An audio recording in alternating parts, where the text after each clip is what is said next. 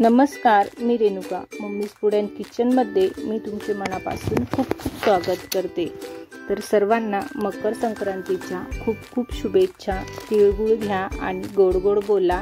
तर मकर संक्रांतीनिमित्त आज आपण बनवणार आहोत कॅरमल खीर.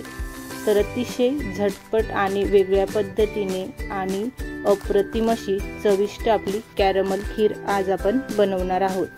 तर त्यासाठी सर्वात आधी आपल्याला तांदूळ स्वच्छ धुवून आणि भिजवून घ्यायचं आहे 1 तास आधी.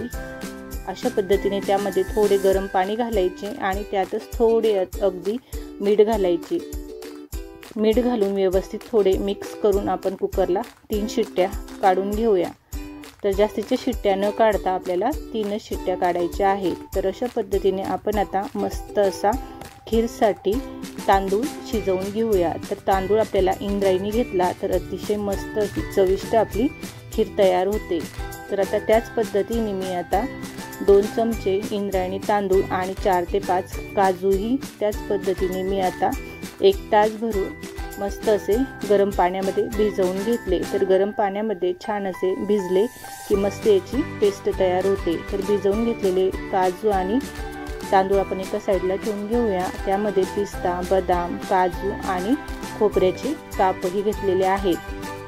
तर आपले काजू आणि तांदूळ व्यवस्थित असे भिजले की ते आपण एका मिक्सरच्या जारमध्ये घालून घेऊया आणि खोबऱ्याचे काप मस्त याची छान व्यवस्थित अशी पेस्ट तयार करून घेऊया. म्हणजे खीर आपली व्यवस्थित अशी दाटसर बनते.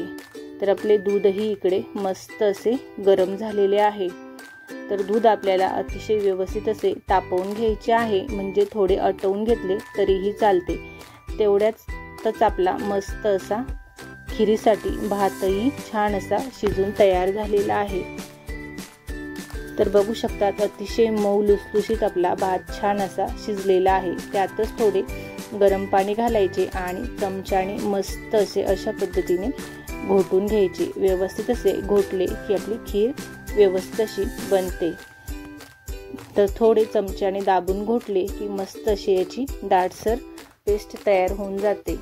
तर आता आपण उकळलेल्या दुधामध्ये काजू, खोबरे आणि तांदूळाची पेस्ट यात घालून घेतली आणि व्यवस्थित आपल्याला आता दुधाला मध्यम आचेवरती उकळी आणून मस्त असे 10 मिनिटभर शिजवून घ्यायचे आहे. म्हणजे जो आपण कच्चा तांदूळ त्यात दळून घेतलेला आहे तोही व्यवस्थित असा दुधामध्ये शिजून तयार होतो. तर अशा पद्धतीने मस्त अशी आपण यामध्ये थोडी आपल्याला साखर घालून घ्यायची आहे. साखर आपल्याला अर्धी घालायची आहे आणि अर्धी साखर आपल्याला उरवून घ्यायची आहे.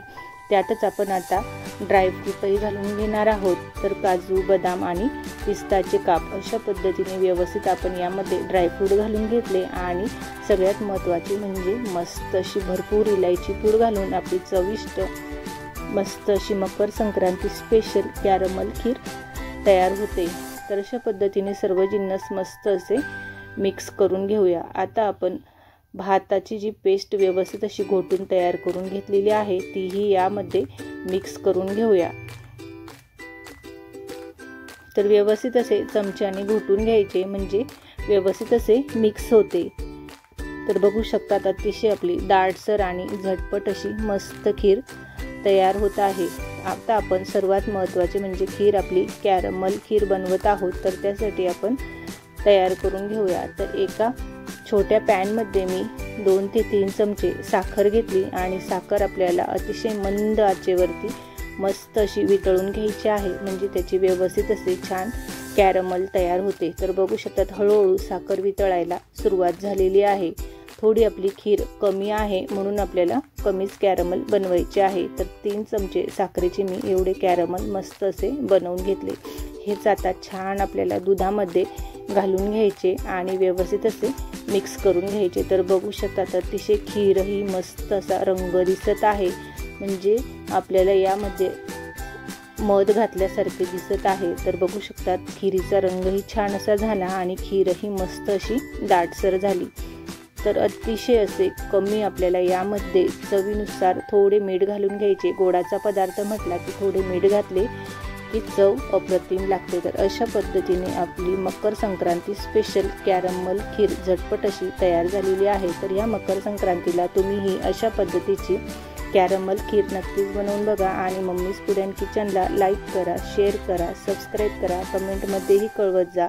खात राहा. धन्यवाद.